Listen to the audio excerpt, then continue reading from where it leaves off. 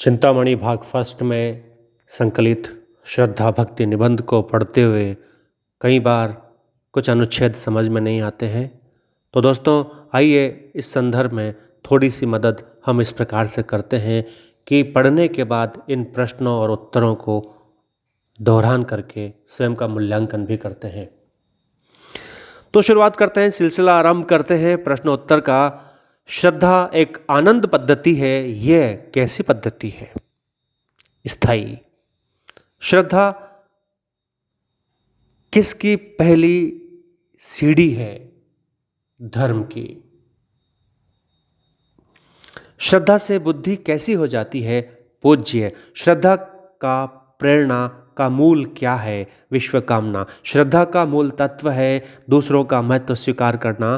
प्रेम में घनत्व अधिक होता है तो श्रद्धा में क्या अधिक होता है? विस्तार। कर्म का सबसे बड़ा स्मारक किसे बताया है? स्वयं कर्ता को। यदि प्रेम स्वप्न होता है तो श्रद्धा जागरण। इस आधार पर श्रद्धा के कितने पक्ष बताए गए हैं?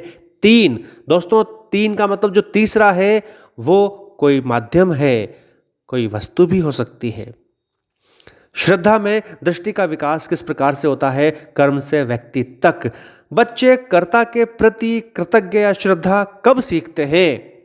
जब वे अपने को किसी समुदाय का अंग समझने लग जाते हैं। स्थूल रूप से श्रद्धा 3 प्रकार की होती है: प्रतिभा, शील एवं साधन संपत्ति संबंधिनी श्रद्धा। तो प्रश्न यह है, यदि प्रतिभा संबंधिनी श्रद्धा में हम अनाड़ी रह जाते हैं तो इसके पीछे आचार्य शुक्ल के अनुसार जिम्मेदार किसे बताया गया है? बिल्कुल निश्चित रूप से समाज को जिम्मेदार बताया गया है। प्रत्येक व्यक्ति का कर्तव्य है कौन सी श्रद्धा? शील संबंधिनी श्रद्धा, जिसका कौन सा ऐसा रूप है जो जन समुदाय में प्रतिष्ठित है? धर्म के सामान्य लक्षणों वाला। रामचंद्र शुक्ल कहते हैं, मकानों पर बारीक बैल बूटों के काम में अभ्यास, समय एवं श्रम का व्यय करना रामचंद्र शुक्ल जी गलत मानते हैं। ऐसा कहते हैं वो कि ये व्यर्थ है। क्यों? क्योंकि मकान या इमारत हाथ पर लेकर देखने की चीज तो होती नहीं है, 10-5 हाथ दूर खड़े होकर देखने की चीज है। आलसियों का आसन तक कब डिग जाता है? जब गाना पक्का करने के लिए कोई कलावंत, कोई गायक 8 अंगुल मुंह फैलाता है। यदि ये कलाएं मूर्तिमान रूप धारण करके सामने आती है तो देखते हैं हम कि इन कलाओं का किसी को जलोदर हो गया है, किसी को फीलपांव हो गया है। ऐसा क्यों कहा? ऐसा इसलिए कहा क्योंकि आजकल कला के कुछ अंगों पर ज़्यादा ही अभ्यास किया गया है, जबकि सहृदय अंगों पर ध्यान नहीं दिया गया। ऐसा इसलिए कहा गया। इनकी दशा सोने और रत्नों से जड़ी धारदार तलवार सी हो गई है। यह किसके लिए कहा गया है? कला के लिए। किसको मोटर रोकने, लोहे के मोटे मोटे सीकड़े तोड़ने, छाती पर 40 मन का पत्थर रखते हुए निबंध में बताया गया है? प्रोफेसर राममूर्ति। कोरे विद्वानों पर जो श्रद्धा होती है उसे कौन सी श्रद्धा कहते हैं? साधन संपत्ति संबंधित श्रद्धा। श्रद्धांध होने से अधिक अनर्थ क्या हो सकता है? मदांध होना, क्रोधांध होना या ईर्ष्यांध होना।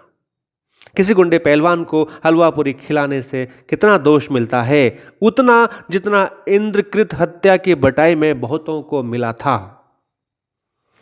शील श्रद्धा का ही सबसे पहले ध्यान होना आवश्यक है, क्योंकि इसका संबंध मनुष्य मात्र के सामान्य स्थिति रक्षा से है।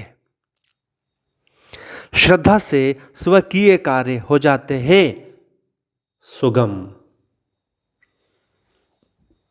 माया छोड़ो और इसे ले लो। किसने कहा था और किसके लिए कहा था? बर्तनों के दुकानदार ने परदेशी से कहा था। तब से वे बराबर अपने में इन दोनों लक्षणों की स्थापना में लगे रहते हैं। किन दोनों लक्षणों को लेखक ने किसी लेखक के लिए बताया है? उग्रता और पागलपन। किसके किसकी नकल करना हंसी खेल नहीं है। पागलपन पागलपन की नकल करना हंसी खेल नहीं है। निराधार, बिल्कुल बेवजह निराहार होकर परोपकार व्रत करने वाली श्रद्धा को शुक्ल क्या नाम देते हैं? सार्वजनिक उद्योग। शराबी, गंजेड़ी, चंडूबाज जैसे दुर्व्यसनी किसके किसके बिल्कुल किसके समान बताए गए हैं? पर श्रद्धाभिलाषियों को इनके समान बताया गया है। पर श्रद्धाभिलाषियों को शराबी गजाड़ियों के समान बताया गया है। श्रद्धा में लेश मात्र भी कौन सी भावना नहीं होती? याचकता। किस श्रद्धा में रंजन होता है? प्रतिभा में। पंडितों, विद्वान और धार्मिकों को दान दिया जाता है। रामचंद्र शुक्ल के अनुसार यह कैसा दान है? आचार्य रामचंद्र शुक्ल कहते हैं यह दयावश दिया जाने वाला दान है। श्रद्धा किसके प्रति पैदा होती है? सामर्थ्य के प्रति। श्रद्धावश दान में कौन सा तत्व छिपा है? उपयोगिता का। भक्ति में श्रद्धा के साथ क्या जरूरी है? प्रेम जरूरी है।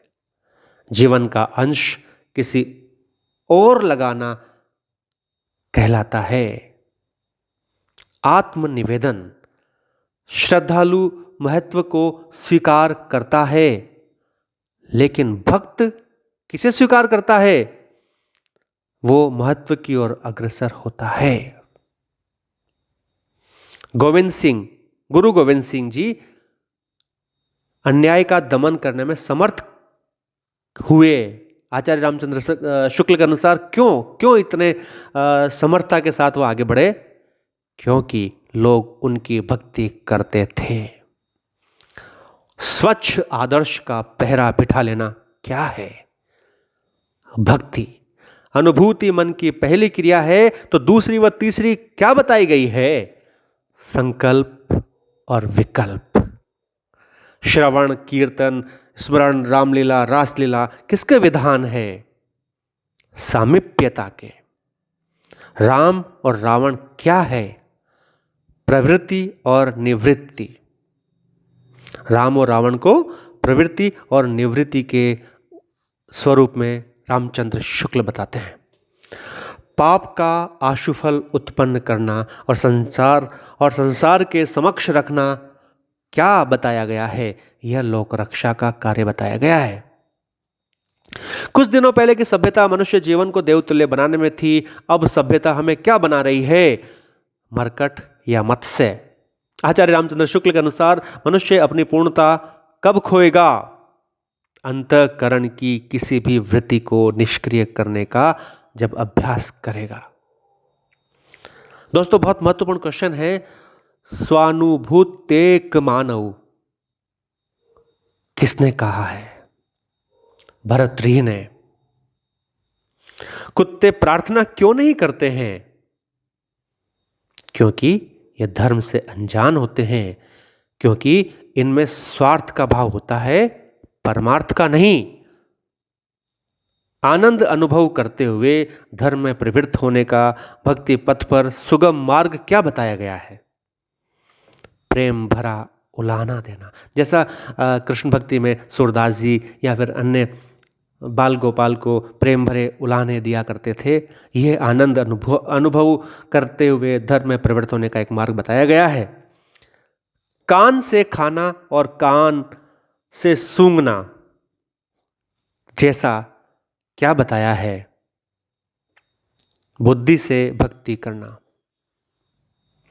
धर्म के सौंदर्य पर लुब्ध और धर्म की घोरता पर क्षुब्ध कब होते हैं?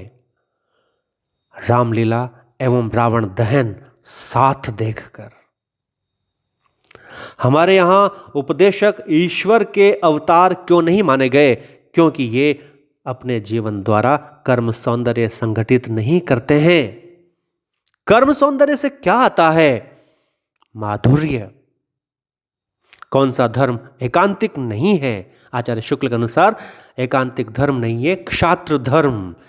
मनुष्य मात्र की समान वृत्ति समझकर जो उपदेश दिए जाते हैं, किसके अंतर्गत माने गए हैं?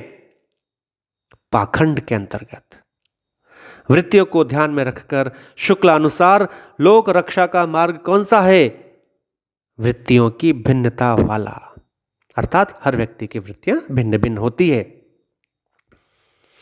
हमारा क्रोध, बहुत महत्वपूर्ण प्रश्न है दोस्तों, हमारा क्रोध कब सुंदर होगा? किसी क्रूर पिशाच पर दिखाया जाने वाला, किसी क्रूर पिशाच पर दिखाया जाने वाला वो क्रोध जो अबला पर अत्याचार कर रहा है, उसे रोकने के लिए किया जाए। दोस्तों, यहां पर हमारे प्रश्न संपन्न होते हैं, लेकिन जाने के पहले मैं आपको 2 प्रश्न और देकर जा रहा हूं। दोनों के जवाब आप इनबॉक्स में दीजिएगा। मेरा पहला प्रश्न यह है, सत्य पथ के दीपक किसे कहा गया है? इसका उत्तर आप कमेंट बॉक्स में दीजिए। और दूसरा प्रश्न यदि आप दे सकते हैं, उसका जवाब दीजिएगा, प्रेम और श्रद्धा में मुख्य अंतर क्या है? प्रेम और श्रद्धा में मुख्य अंतर क्या है? इन दोनों प्रश्नों का उत्तर आप दीजिए कमेंट बॉक्स में। और फिर मिलते हैं हम एक कॉलेज व्याख्याता के लिए नई रचना लेकर। तब तक नमस्कार।